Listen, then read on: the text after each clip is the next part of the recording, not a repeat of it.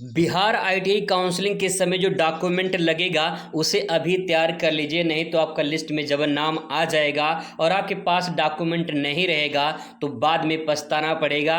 नाम आते हुए भी आप एडमिशन नहीं करा पाएंगे।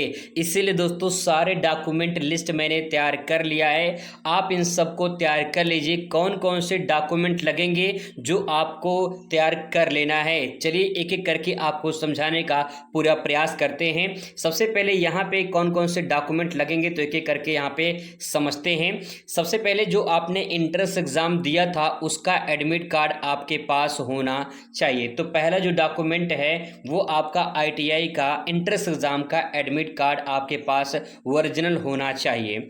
फिर इसके बाद दूसरे नंबर पे आपका जो रैंक कार्ड जारी हुआ है यानी जो आपका रिजल्ट आया है वो रैंक कार्ड की जो है प्रिंट आउट आपके पास जो है होना चाहिए, प्रिंट आउट आप निकाल के रख लीजिए। ठीक है, ये दूसरा डॉक्यूमेंट हो जाएगा।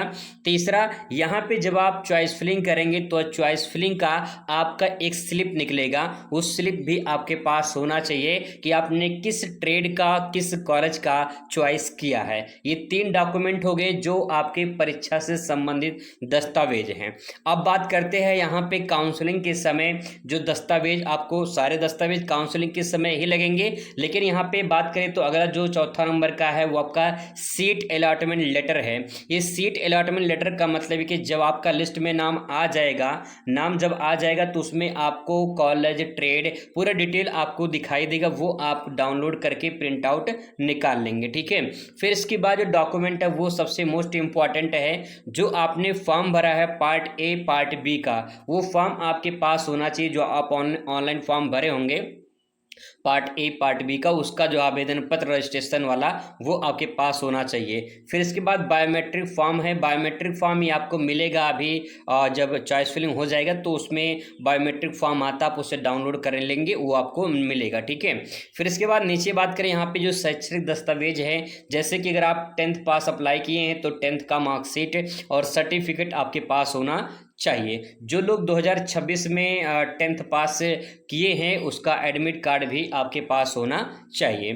फिर इसके बाद यहाँ बात करें तो आपका जो है प्रोविजनल सर्टिफिकेट भी आपका लग सकता है अगर जो लोग 2026 में पास किए हैं। ठीक है, इसके बाद जो है यहाँ पे आपका CLC, इसे बोलते हैं CLC, ठीक है, इसे बोलते हैं CLC और SLC होता है SLC, ये सर्टिफिकेट होते हैं। अगर बात करें यहाँ पे CLC का तो CLC का मतलब होता है कॉलेज लिविंग सर्टिफिकेट, यानी अगर आप इंटर पास किए हैं तो आपका कॉलेज लिविंग सर्टिफिकेट लगेगा। इंटर के पास और अगर कोई डिग्री ले रखे हैं तो उसका TC लगता है। और CLC का मतलब स्कूल सर्टिफिकेट, यानी भी आपने 10th पास किया है तो आपका स्कूल जो है लिविंग सर्टिफिकेट लगेगा। सिंपल भाषा में कहें TC यानी ट्रांसफर सर्टिफिकेट लगता है।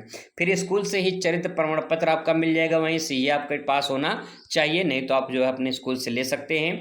फिर इसके बाद यहाँ पे कुछ और डॉक्यूमेंट है जिसे आपको समझना है, जैसे कि आधार कार्ड आपके पास होना चाहिए। ठीक है, और यहाँ पे जो है पासपोर्ट साइज फोटो नवीनतम होना चाहिए, कम से कम 6 फोटो आपके पास होना चाहिए। और कोशिश करें जो आपके एडमिट कार्ड पे है वही सेम आपका फोटो होना चाहिए। फिर जाति प्रमाण पत्र लगेगा यहाँ पे, और फिर यहाँ पे आवासीय प्रमाण पत्र यानी आपका निवास प्रमाण पत्र कह सकते हैं। फिर यहाँ पे कुछ स्पेशल सर्टिफिकेट हैं जो सबके लिए अनिवार्य नहीं होता है, कुछ लोगों के लिए अनिवार्य होता है। जैसे यहाँ पे अगर बात करें EWS का, तो EWS मतलब होता है कि इकोनॉमिकल वीकर सेक्शन, जो आर्थिक से कमजोर वर्ग में आते हैं उनके लिए जो है EWS का सर्टिफिकेट लगता है, यहाँ पे थोड़ा सा उनको बेनिफिट मिल जाता है। फिर यहाँ पे DQ लिखा गया यानी दिव्यांग कोटा जो है उनके लिए है। फिर स्पेशल यहाँ पे SM कोटा है, यह सर्विसमैन कोटा, तो अगर आपके माता पिता कोई सर्विस में है तो उसका आपको यहाँ पे सर्टिफिकेट देना पड़ेगा, इसका कुछ जो है बेनिफिट मिलता है।